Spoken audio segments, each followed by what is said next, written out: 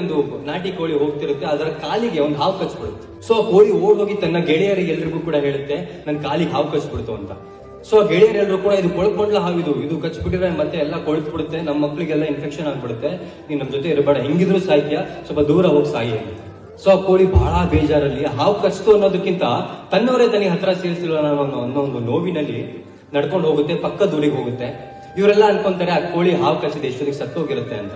ಒಂದ್ 2-3 ವಾರ ಆದ್ಮೇಲೆ ಒಂದು ಪಾರಿವಾಳ ಊರಿಂದ ಹಾರ್ ಬಂದು ಈ ಕೋಳಿಗಳಿಗೆ ಹೇಳುತ್ತೆ, ನಿಮ್ಮ ತಂಗಿ ಇನ್ನೂ ಸತ್ತಿಲ್ಲ, ಅವಳ ಕಾಲಿಗೆ ಹಾವು ಕಚ್ಚಿತ್ತಲ್ಲ, ಅವಳ ಕಾಲ್ ಕಟ್ಟಾಗಿದೆ, ಬಟ್ ಅವಳು ಇನ್ನೂ ಬದುಕಿದಾಳೆ, ತುಂಬಾ ನರಳ್ತಿದ್ದಾಳೆ, ಸೊ ನೀವೆಲ್ಲರೂ ಅವಳಿಗೆ ಹೋಗಿ ಸಹಾಯ ಮಾಡಿದ್ರೆ ಅವಳು ಬದುಕಬಹುದು ಅಂತ. ಇವರೆಲ್ಲರೂ ಏನ್ ಹೇಳ್ತಾರೆ, ನಾನು ಮೊಟ್ಟೆ ಇಡಬೇಕು, ನನ್ನ ಮಕ್ಕಳಿಗೆ ನಾನು ಅಕ್ಕಿ ಕಾಳುಗಳನ್ನ ಹೆಕ್ಕಿ ಕೊಡ್ಬೇಕು, ಅದು ಇದು ರೀಸನ್ಸ್ ಹೇಳಿ ಯಾರು ಹೋಗಲ್ಲ ಆ ಕೋಳಿನ ನೋಡೋಕೆ. ಇನ್ನೊಂದ್ 2 ವಾರ ಬಿಟ್ಟು ಆ ಪಾರಿವಾಳ ಮತ್ತೆ ಹಾರು ಬರುತ್ತೆ, ನಿಮ್ಮ ತಂಗಿಯ ಸ್ಥಿತಿ ಬಹಳ ಗಂಭೀರವಾಗಿದೆ, ಅವಳು ಇನ್ನೇನು ಸತ್ತೇ ಹೋಗಿದ್ದಾಳೇನೋ, ದಯವಿಟ್ಟು ನೀವೆಲ್ಲ ಹೋಗಿ ನೋಡಿ ಅಂತ. ಅವಾಗ ಇವ್ರಿಗೆಲ್ಲ ಅನ್ಸುತ್ತೆ ಸತ್ತೋಗ್ಬಿಟ್ಟಿದ್ದಾಳೇನೋ, ನೋಡೋಣ ಅಂತ ಹೇಳಿ ಎಲ್ರು ಕೂಡ ಮೊಟ್ಟೆ ಇಡೋದನ್ನ ಬಿಡ್ತಾರೆ, ಮಕ್ಕಳನ್ನ ನೋಡ್ಕೊಂತಿದ್ದವರು ಕೋಳಿ ಮರಿಗಳನ್ನೆಲ್ಲ ಬಿಟ್ಟು ಓಡ್ ಹೋಗ್ತಾರೆ. ಒಂದು ಗುಹೆಯಲ್ಲಿ ಆ ಕೋಳಿ ಸತ್ತು ಬಿತ್ತಿರುತ್ತೆ. ಬದುಕಿದ್ದಾಗ ಯಾರು ಹೋಗ್ಲಿಲ್ಲ, ಬಟ್ ಸತ್ತ ಮೇಲೆ ಬಂದು ಹೋದ್ರು. ಸೊ ನಿಮ್ ಜೀವನದಲ್ಲೂ ನೀವು ಒಂದನ್ನ ಅರ್ಥ ಮಾಡ್ಕೋಬಿಡಿ, ನೀವು ಕಷ್ಟದಲ್ಲಿ ಇದೀವಿ ಅಂತ ಯಾರು ಬರೋದಿಲ್ಲ.